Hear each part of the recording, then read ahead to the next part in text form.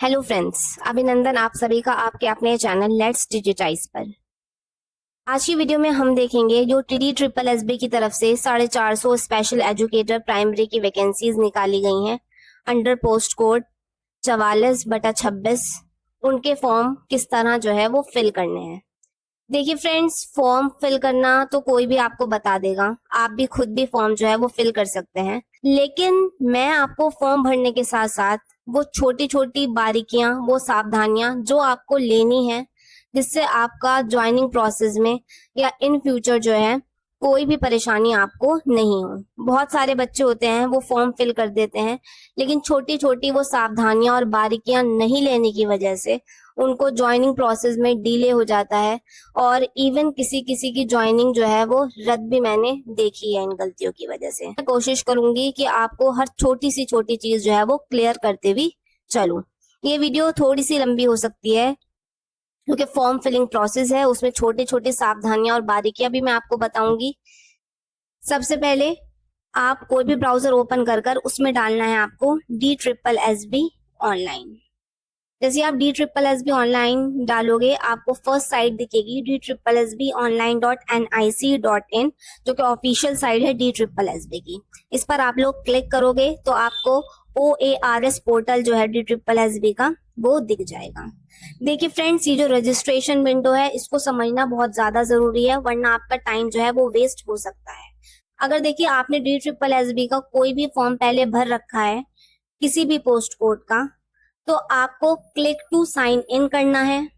और जो बिल्कुल न्यू कैंडिडेट हैं, जिन्होंने अभी तक कोई फॉर्म जो है वो DSSB का फिल नहीं किया है, वो क्लिक फॉर न्यू रजिस्ट्रेशन पर क्लिक करेंगे। तो पहले हम क्लिक फॉर न्यू रजिस्ट्रेशन वाला पोर्शन जो है वो कंप्लीट कर लेते हैं। तो जो ऑलरेडी जिनका रजिस्ट्रेशन हुआ है, जिन्होंने एग्जाम्स दे रखे हैं DSSB के, उन्हें न्यू रजिस्ट्रेशन की जरूरत नहीं है। तो आप अपना कीमती वक्त बचाने के लिए वीडियो को थोड़ा सा स्किप कर और क्लिक टू साइन इन का जो मैं प्रोसेस बताऊंगी वहां से वीडियो स्टार्ट कर सकते हैं। तो चलिए पहले क्लिक फॉर न्यू रजिस्ट्रेशन जो है हम न्यू कैंडिडेट के लिए वो प्रोसेस समझ लेते हैं। तो सबसे पहले हम क्लिक करेंगे क्लिक फॉर न्यू रजिस्ट्रेशन पर। जैसे ही आप क्लिक फॉर न्यू रजिस्ट्रेशन करेंगे आपसे आपकी डिटेल मांगेगा, तो हम ये डिटेल जो है वो भर लेते हैं। देखिए फ्रेंड्स, एक बात का बहुत ज्यादा ध्यान रखिए, DSSB में छोटी से छोटी मिस्टेक, I और E की मिस्टेक भी कभी कभी बहुत भारी पड़ सकती है। तो चलिए फॉर्म फिलिंग स्टार्ट करते हैं। यहाँ से सबसे पहले है नेम ऑफ एप्लीकेंट, तो आपको अपना नाम डाल देना है। मैं इसके अंदर नाम डाल देती हूँ। देखिए आपको नाम के अंदर कोई भी प्रेफिक्स यूज नहीं करने हैं, मिस्टर, मिसेस, कुमारी, श्रीमती। फिर आपको री एंटर करना है, दोबारा यही नाम जो है आपको डाल देना है। देखिए थोड़ा सा इंफॉर्मेशन स्पेसिफिक पेज है, ये किसी और की इंफॉर्मेशन है तो मैं आपको ये इंफॉर्मेशन नहीं दिखा सकती हूँ। Date of birth as per certificate of class 10th, class 10th के मार्कशीट पर, सर्टिफिकेट पर जो आपकी डेट ऑफ बर्थ है आपको वही डेट ऑफ बर्थ इसके अंदर डालनी है। तो हम डेट ऑफ बर्थ डाल देते हैं। फिर ये कह रहा है कि री एंटर करना है, दोबारा डेट ऑफ बर्थ हम डाल देते हैं। फिर ये कह रहा है enter roll number of class 10th, हम यहाँ पर रोल नंबर डाल देते हैं जो हमारा 10th का रोल नंबर है। ये 10th के रोल नंबर डालते हुए आपको एक चीज बहुत ध्यान रखनी है, अगर आपके 10th के रोल नंबर में कोई भी अल्फाबेट जुड़ा हुआ है, सपोज किसी का रोल नंबर है 13KR0506, कुछ भी ऐसा रोल नंबर है, आपको उसके अंदर अल्फाबेट जो है वो नहीं डालने हैं। आपके रोल नंबर में जो भी अल्फाबेट्स है उनको हटाकर आपके जो भी डिजिट्स आ रहे हैं आपको वही रोल नंबर जो है वो डालना है। और एक बात और कि किसी के भी स्टार्टिंग में अगर रोल नंबर किसी का 0 से स्टार्ट हो रहा है तो आप जितने भी 0 से स्टार्ट हो रहा है आप वो 0 हटाकर अपना रोल नंबर जो है यहाँ पर डालेंगे। फिर ये कह रहा है री enter roll number of class 10th, दोबारा हमें रोल नंबर यहाँ पर डाल देना है 10th क्लास का। Select year of passing of class 10th, class 10th हमने जिस साल में पास की है हम वो साल जो है वो डाल देते हैं। फिर दोबारा हमें वही डालना है जिस साल आपने 10th पास की है। अब आपसे पूछा है सिलेक्ट जेंडर, तो अगर लड़के भर रहे हैं तो मेल, लड़कियां भर रही हैं तो फीमेल हम डाल देते हैं। फिर रीसिलेक्ट करना है जेंडर, फिर हम दोबारा जेंडर डाल देते हैं। नेशनैलिटी खुद ही इसमें इंडियन लिखा हुआ आएगा। अब है फादर्स नेम। देखिए फादर्स नेम में भी मिस्टर, डॉक्टर को जो है नहीं लगाना है। फादर्स नेम भी विदाउट प्रेफिक्स आपको लिखना है। तो मैं यहाँ फादर्स नेम लिख देती हूँ। फिर री एंटर करना है, फादर नेम दोबारा डालना है, दोबारा डाल देते हैं हम। अब मदर्स नेम डालना है, मदर्स नेम भी विदाउट प्रेफिक्स डालना है। मिसेस, श्रीमती, डॉक्टर कुछ नहीं लगाना है। फिर दोबारा मदर्स नेम हम डाल देते हैं। अब ये पूछ रहा है स्पाउस नेम। अगर किसी की शादी हुई हुई है तो वो अपना हस्बैंड नेम, वाइफ नेम जो है यहाँ पर डालेंगे, और जिनकी शादी नहीं हुई है, जो अनमैरिड है, वो यहाँ पर कर सकते हैं NA, नॉट एप्लीकेबल। री एंटर स्पाउस नेम, जो आपने स्पाउस नेम में डाला है वो आप दोबारा यहाँ पर डाल देंगे। अब इसने पूछा है 10 डिजिट्स मोबाइल नंबर। देखिए आपको मोबाइल नंबर ऐसा देना है कि इन फ्यूचर भी उस पर जो भी नोटिफिकेशन आए, जो भी OTP आए, आप उसको आसानी से रिसीव कर सकें। तो आपको, और mobile number without any code, without zero आपको जो है वो लिखना है। देखिए यहाँ भी लिख रखा है विदाउट एनी जीरो और 91, कोई भी कोड नहीं लेगा, कोई भी जीरो नहीं लेगा, सिंपल हम अपना 10 डिजिट मोबाइल नंबर डाल देते हैं। फिर री एंटर करना है मोबाइल नंबर, दोबारा हम मोबाइल नंबर डाल देते हैं। फिर आप नीचे आओगे, आपसे पूछेगा ईमेल, तो आपको ईमेल भी एक्टिव ईमेल देनी है अपनी। जो आपका ईमेल और मोबाइल नंबर है वो आगे तक जो है वो सेफ रहता है DSSB के पास। इसमें ईमेल ID डाल लेते हैं। फिर ये कह रहा है री एंटर ईमेल, ईमेल को दोबारा डाल देते हैं हम यहाँ पर। फिर देखिए, फिर ये आपसे कह रहा है एंटर OTP। अब आपको क्लिक करना है नीचे आकर गेट OTP पर। जैसे ही आप गेट OTP पर क्लिक करोगे, आपने जो मोबाइल नंबर और जो ईमेल एड्रेस दिया है उन दोनों पर जो है अलग अलग OTP जो है वो जाएगा। आपको वो OTP यहाँ पर एंटर करना है। तो मैं OTP यहाँ पर डाल लेती हूँ। तो मैंने यहाँ पर OTP जो है वो डाल लिए हैं, जो मेरे मोबाइल और मेल पर आए थे। उसके बाद हम कर देंगे यहाँ से वेरीफाई OTP पर क्लिक। देखिए यहाँ पर लिखा हुआ आ गया है mobile verified, please proceed to register. मतलब अब नीचे आता है आइडेंटिटी प्रूफ डिटेल्स। आपको ऐसा आइडेंटिटी प्रूफ लेना है जो आप एग्जामिनेशन में भी जो है वो दिखा सके। तो ये पहले कंसेंट ले रहे हैं, क्या आप जो है आधार कार्ड जो है एज एन ID प्रूफ देना चाहते हैं, तो हम इस पे कर देते हैं यस। अब ये कह रहा है आधार नंबर एंटर कीजिए, तो मैं यहाँ पर आधार नंबर डाल देती हूँ। अब ये कह रहे हैं री एंटर आधार नंबर, आधार नंबर हम दोबारा इसमें डाल देते हैं। फिर ये कह रहा है एंटर नेम एज ऑन आधार। जो आपके आधार में नाम है आपको सेम वही नाम जो है यहाँ पर लिखना है, तो मैं लिख देती हूँ। फिर ये कह रहा है री एंटर करिए नाम को, हम दोबारा इसमें वो लिख देते हैं। ठीक है, अब नीचे कह रहा है पासवर्ड। अब आपको यहाँ पर एक पासवर्ड बनाना है। देखिए पासवर्ड जो है वो 8 कैरेक्टर्स का होना चाहिए, जिसके अंदर एक स्मॉल अल्फाबेट, एक कैपिटल अल्फाबेट, एक डिजिट 0 से 9 के बीच कोई भी डिजिट, और एक स्पेशल कैरेक्टर। स्पेशल कैरेक्टर में आप $, @ एंड हैशटैग जो आप चाहो वो आप लगाकर आप एक पासवर्ड जो है वो बना लीजिए। देखिए नोट कर लीजिएगा, आपको इन फ्यूचर इसी से ही लॉगिन जो है वो करना है। तो हम पासवर्ड एक बना लेते हैं। हमने अपना पासवर्ड बना लिया है। अब हम उस पासवर्ड को हमें दोबारा एंटर करना है, तो हम उसे री एंटर कर देते हैं। आप ये अंडरटेकिंग पर क्लिक कर कर, और आप अगर प्रीव्यू जो आपने भरा है उसको आप एक बार चेक करना चाहते हैं, तो आप प्रीव्यू पर जैसे क्लिक करोगे तो ये पूरा फॉर्म जो आपने ऊपर भरा है वो आप एक साथ देख सकते हो। उसमें अगर आपको लगता है कोई आपने मिस्टेक कर दी है उसको ठीक कर सकते हो। तो मेरा यहाँ पर सब कुछ ठीक है, तो मैं नीचे एक और चेक बॉक्स आ रहा है, इस पर जो है वो टिक कर देती हूँ कि मैंने प्रीव्यू कर लिया है और वेरीफाई कर लिया है कि सारी डिटेल्स जो है वो ठीक है। अब यहाँ पर आकर आपको कर देना है नीचे फाइनल सबमिट पर क्लिक। जैसे ही आप सबमिट पर क्लिक करोगे, रजिस्ट्रेशन नंबर है आपका जो है वो रजिस्टर्ड ईमेल आईडी जो आपने दिया, मोबाइल नंबर उस पर भी भेज दिया जाएगा। देखिए फ्रेंड्स, यहाँ तक जो था वो दोनों का प्रोसेस अलग अलग था, जो न्यू कैंडिडेट है और जो पुराने कैंडिडेट है। लेकिन अब जो हम यहाँ से प्रोसेस स्टार्ट करेंगे वो जो है वो दोनों का सेम होगा। तो हम सबसे पहले कर देंगे प्रोसीड पर क्लिक।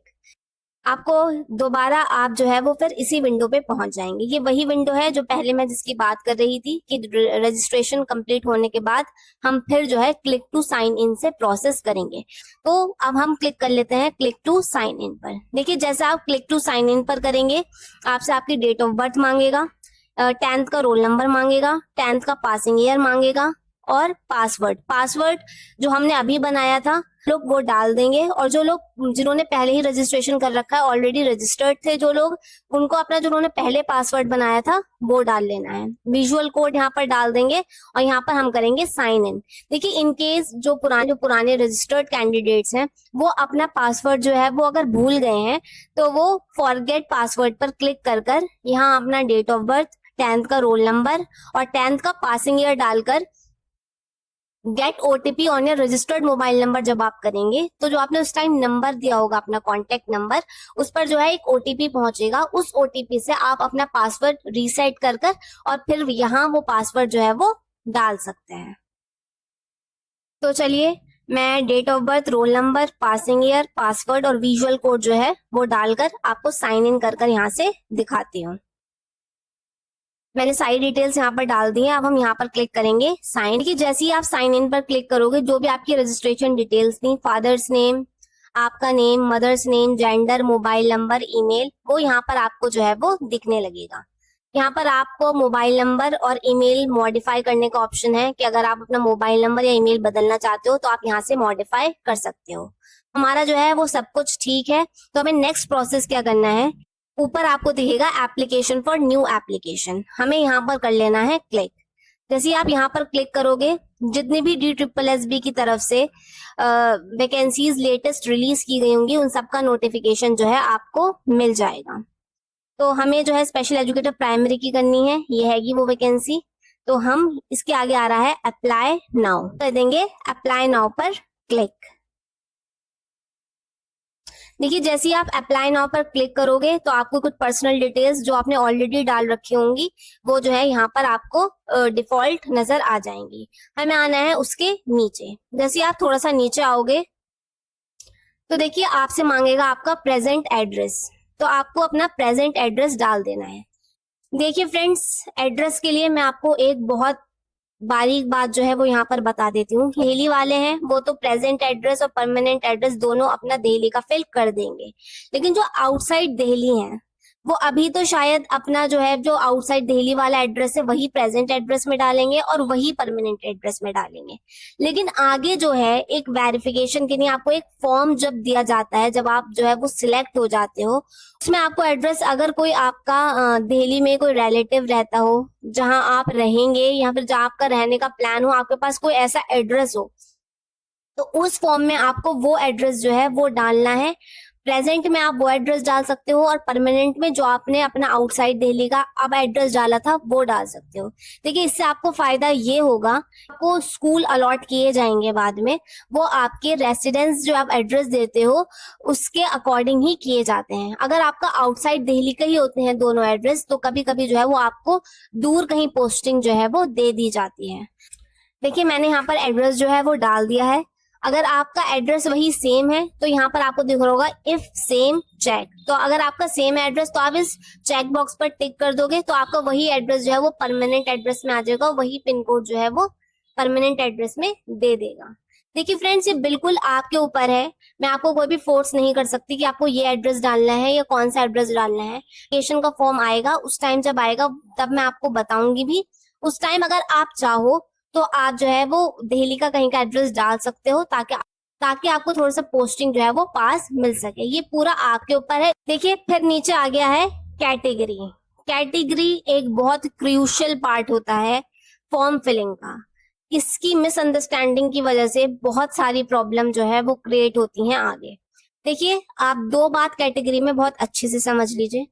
अगर आप आउटसाइड दिल्ली हैं, मतलब किसी भी स्टेट से हैं दिल्ली के बाहर, और आप ओबीसी अगर यहाँ पर माने जाते हैं, अगर आप अपने स्टेट में ओबीसी हैं, तो आपको D triple S B Delhi में ओबीसी नहीं मानेगा, डी ट्रिपल एस बी उन्हें जनरल ही मानेगा। और बाकी जो कैटेगरीज हैं ईडब्ल्यूएस, एससी, एसटी, वो जो बाहर के कैंडिडेट्स हैं आउटसाइड दिल्ली, उनको डी ट्रिपल एस बी उनके कास्ट के हिसाब से ही मानता है। सिर्फ ये जो क्राइटेरिया है वो सिर्फ ओबीसी कैंडिडेट्स के लिए है। मैं आपको एक बार दिखा देती हूँ। देखिए मैंने सिलेक्ट किया और यहाँ से मैंने ओबीसी कर लिया, तो देखिए इन्होंने लिख दिया है कि OBC outside Delhi will be treated as UR, कि बाहर वाले जो ओबीसी के स्टूडेंट्स हैं वो यूआर ही जनरल ही ट्रीट किए जाएंगे, और बाकी की जितनी भी सारी कैटेगरीज हैं उनको जो डी ट्रिपल एस बी है वही मानता है जो अपने स्टेट में है। तो इसमें आपको अगर आप कुछ भी हैं जैसे एससी हैं, एसटी हैं, ईडब्ल्यूएस है, आपसे यहाँ पर सर्टिफिकेट नंबर मांगेगा और सर्टिफिकेट इशूइंग स्टेट मांगेगा। तो आपको जहां से भी आपका सर्टिफिकेट इशू हुआ है वो स्टेट डाल देंगे और सर्टिफिकेट नंबर जो है वो डाल देंगे। ठीक है, पहली बात तो ये हो गई। दूसरी बात देखिए, आपको सबसे जरूरी ये चीज ध्यान रखनी है, जो कैंडिडेट सबसे ज्यादा गलती करते हैं। देखिए बहुत से कैंडिडेट्स क्या करते हैं कि जैसे वो एससी ही हैं और उनके पास सर्टिफिकेट भी होता है, लेकिन वो ये नहीं देखते कि सर्टिफिकेट एक्सपायर तो नहीं हुआ, या फिर एक्सपायर अगर हो गया होता है तो वो उसको रिन्यू करने के लिए दे देते हैं और वो सोचते हैं कि चलिए फॉर्म भर देते हैं, रिन्यू होकर तो आ जाएगा। आपको ये गलती नहीं करनी। जिस टाइम आप फॉर्म भर रहे हो उससे पहले आपकी सारी जो है सर्टिफिकेट्स वो कंप्लीट होने चाहिए। बिल्कुल कोई भी चीज आपकी प्रोसेस में नहीं चलनी होनी चाहिए। अगर ऐसा होता है तो D triple S B form filling date से बाद का कोई भी डॉक्यूमेंट जो है वो वैलिड नहीं मानेगा। अगर आपका सर्टिफिकेट है तो आप देख लो कि वो एक्सपायर तो नहीं हो रहा है। अगर एक्सपायर हो रहा है तो पहले उसको रिन्यू करवाइए, बाद में फॉर्म भरना करोगे। तो मैं जो मेरा कैंडिडेट है वो यूआरई है, जनरल है, तो मैं वो भर देती हूँ। फिर उन्होंने कहा है कि आपको सब कैटेगरी, अगर आप कुछ कोई सब कैटेगरी है आपकी तो आप उसको जो है चेक बॉक्स कर दीजिए। अगर हो सकता है कोई गवर्नमेंट सर्वेंट है, ऑलरेडी गवर्नमेंट जॉब में है, वो ये वाला फॉर्म भर रहा है, तो अगर वो 3 साल उसको वो गवर्नमेंट जॉब करते हुए हो गए हैं तो आपको यहाँ पर government servant minimum 3 year service वो बता दें। अगर आप एक्स सर्विस मैन है, गेस्ट या कॉन्ट्रैक्ट टीचर हैं तो आप गेस्ट और कॉन्ट्रैक्ट टीचर पर लगा दोगे, या फिर डिफरेंशियली एबल, मतलब कोई कैंडिडेट अगर डिसेबिलिटी क्राइटेरिया में आ रहा हो तो वो इस पर जो है चेक बॉक्स पर टिक कर देगा। तो उसके बाद है डैबर्ड बाय बोर्ड और एनी अदर एजेंसी, मतलब आपको किसी भी बोर्ड के थ्रू कभी ऑफिशियली निकाला तो नहीं गया है, निष्कासित तो नहीं किया गया है, वो आपसे पूछा है, तो हम यहाँ पर कर देते हैं नो। ये सब भरने के बाद आपसे एक डिक्लेरेशन मांगेगा, आप एक डिक्लेरेशन पढ़ लीजिएगा। डिक्लेरेशन पर हम टिक कर कर यहाँ पर कर देंगे अपडेट एंड नेक्स्ट। यहाँ पर आ गया है your data has been updated. यहाँ देखिए फ्रेंड्स, जैसे ही आप सेव एंड नेक्स्ट करेंगे आप नेक्स्ट पेज पर पहुंच जाएंगे, अपलोड फोटोग्राफ एंड सिग्नेचर। मैंने देखिए यहाँ पर पहले से ही जो है वो फोटो, सिग्नेचर और थंब इम्प्रेशन अपलोड कर लिए हैं। मैं आपको नीचे दिखा देती हूँ। देखिए मैंने जो यहाँ पर इमेज है, जो फोटो है वो अपलोड कर दी है। देखिए डी ट्रिपल एस बी की तरफ से आपको एक पर्टिकुलर इंस्ट्रक्शन दिया जाता है, जैसे आपको यहाँ पर दिख रहा होगा, मैं क्लियरली आपको दिखा देती हूँ कि जो इमेज है वो 50 KB से 300 KB के बीच होनी चाहिए, और उसकी हाइट और विड्थ जो है वो इतनी होनी चाहिए, और वो आपकी फोटो ऐसी होनी चाहिए कि उसमें आपका फेस, दोनों कान और शोल्डर जो है वो साफ दिख रहे हों। ऐसी ही मैं नीचे आऊंगी तो आप देखोगे यहाँ पर इन्होंने इंस्ट्रक्शंस दे रखे हैं कि कितने विड्थ और कितने हाइट में जो आपका थंब इम्प्रेशन, सिग्नेचर जो है वो होने चाहिए। देखिए फ्रेंड्स, मेरी इसके ऊपर एक अलग से वीडियो है जिसको मैं आई बटन पर भी ऊपर लगा दूंगी। उस पर मैंने क्लियरली बता रखा है और बहुत इजी वे में बता रखा है आप किस तरह जो है वो डी ट्रिपल एस बी के मांगे हुए हाइट और विड्थ पर अपने सिग्नेचर, थंब इम्प्रेशन और फोटो बनाकर और इस पे इजिली अपलोड कर सकते हैं। वो दिखाने के लिए एक फाइल जो है वो रीअपलोड कर देती हूँ ताकि आपको पता चल सके किस तरह से जो है वो फाइल अपलोड इसमें की जाती है। देखिए सबसे पहले आप चूज फाइल में क्लिक करेंगे। चूज फाइल पर क्लिक करने के बाद आपकी फाइल जो है वो जिस जगह भी सेव है आप वो कर दे, उसको क्लिक करेंगे और यहाँ से कर लेंगे ओपन। जैसे आप ओपन करोगे आपको अपने फाइल नेम यहाँ पर दिखने लगेगा और यहाँ से आप कर दोगे अपलोड। देखो जैसे ही आप अपलोड करोगे आपकी वो फाइल जो है वो अपलोड हो जाएगी। देखिए अगर आपको कोई भी हाइट विड्थ में प्रॉब्लम आ रही है तो आप मेरी वीडियो जाकर जरूर चेकआउट कीजिए, आपको कोई भी प्रॉब्लम नहीं रहेगी और आप इजीली जो है ये पेज में सब कुछ अपलोड कर दोगे। तो चलिए फिर हम यहाँ पर नीचे आते हैं और यहाँ से नीचे हम करते हैं नेक्स्ट पर क्लिक। जैसे ही आप नेक्स्ट पर क्लिक करोगे तो आपको क्वालिफिकेशन पेज जो है वो दिख जाएगा। देखिए अब आपको वो क्वालिफिकेशन सिलेक्ट कर लेनी है जिसके बेस पर जो है आप ये फॉर्म फिल कर रहे हो। इसके अंदर अलग अलग डिप्लोमा, अलग अलग कोर्सेज कॉम्बिनेशन जो है वो दे रखे हैं। आप ध्यान से इसके अंदर देख लेना कि आप कौन से कोर्स कॉम्बिनेशन के अंदर आ रहे हो। वैसे मेरे हिसाब से मोस्टली जो बच्चे हैं वो 12th पास होंगे, उन्होंने 2 ईयर स्पेशल एजुकेशन डिप्लोमा कर रखा होगा, RCI का सर्टिफिकेट उनके पास होगा और वो CTET जो है वो क्लियर होंगे। अगर आप इसी क्राइटेरिया में लाई कर रहे हैं तो आप इस पर क्लिक कर देंगे। जैसे हमने क्लिक किया देखिए तो नीचे जो है ये अब आपसे क्वालिफिकेशन डिटेल्स जो है वो मांग रहा है। तो आप यहाँ सिलेक्ट एनी पर जो है वो क्लिक करेंगे और सबसे पहले हम 12th की जो है वो अपनी डिटेल्स डाल लेते हैं। डिसिप्लिन आप सिलेक्ट करोगे तो यहाँ अपने आप आ रहा है 12th पास, यहाँ 12th पास हम कर देंगे। परसेंटेज आपसे पूछिए, परसेंटेज डाल दीजिए। स्टेट, देखिए बहुत सारे बच्चे होते हैं वो किसी और स्टेट में होते हैं लेकिन जो पढ़ाई वो करते हैं वो किसी और बोर्ड से करते हैं।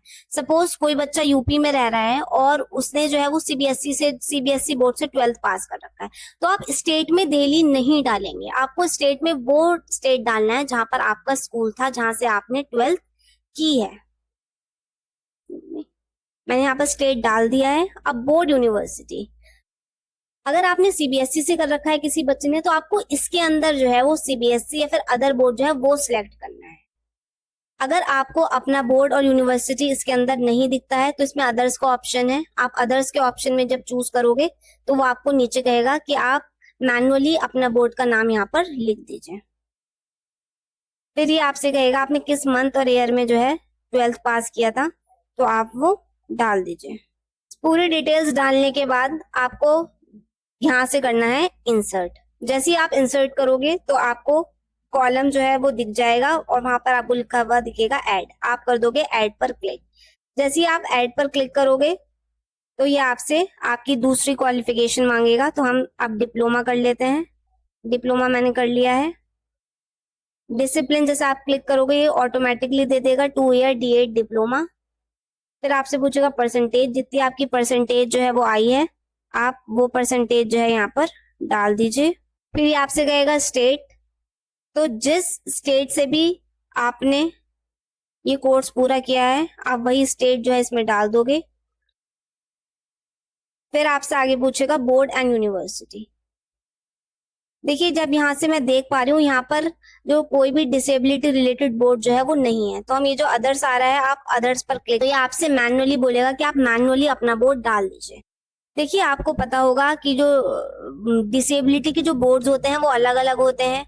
जैसे हियरिंग इम्पेयरमेंट का अलियावर जंग होता है, मल्टीपल डिसेबिलिटी का बोर्ड अलग होता है, इंटेलेक्चुअल डिसेबिलिटी का निपमेड होता है।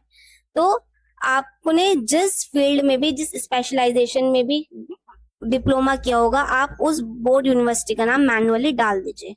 बहुत से लोग यहाँ पर RCI भी डाल देते हैं, रिहैबिलिटेशन काउंसिल ऑफ इंडिया, लेकिन मैं जो है उस बोर्ड का नाम डालूंगी।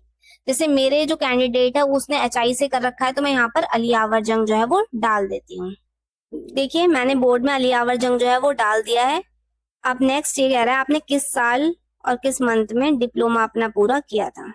वो सिलेक्ट करने के बाद आपको फिर कर देना है इंसर्ट। जैसे ही आप इंसर्ट पे क्लिक करोगे फिर एक कॉलम ऐड हो जाएगा, यहाँ पर आप ऐड पर क्लिक कर लो। फिर हमें थर्ड में जो है वो डालना है CTET क्वालिफिकेशन अपनी, तो CTET जो है हम डाल देते हैं। डिसिप्लिन में आपको क्लिक कर देना है CTET बाय CBSE पर। परसेंटेज देखिए वैसे तो हमें CTET में कोई परसेंटेज नहीं मिलती है, लेकिन आप 150 आउट ऑफ आपके जितने भी मार्क्स आए हैं उससे आप परसेंटेज निकाल लीजिए और इसमें हम परसेंटेज जो है वो डाल देते हैं।